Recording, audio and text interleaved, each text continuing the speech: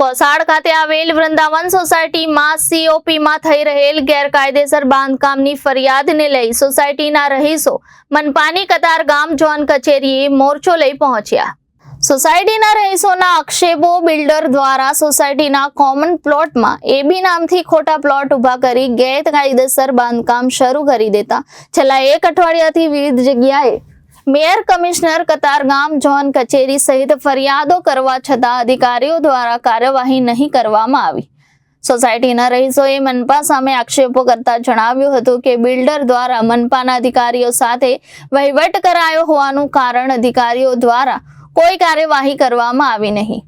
સોસાયટીના રહીશોએ જણાવ્યું કે કતારગામ ઝોનના કાર્યપાલક ઇજનેરને મેયરે ફોન કરીને ગેરકાયદેસર બાંધકામ પર કાર્યવાહી કરવા જણાવ્યું હતું, છતાં અધિકારીઓ દ્વારા કોઈ કાર્યવાહી નહીં કરવામાં આવતી હોવાના આક્ષેપો કરાયા હતા।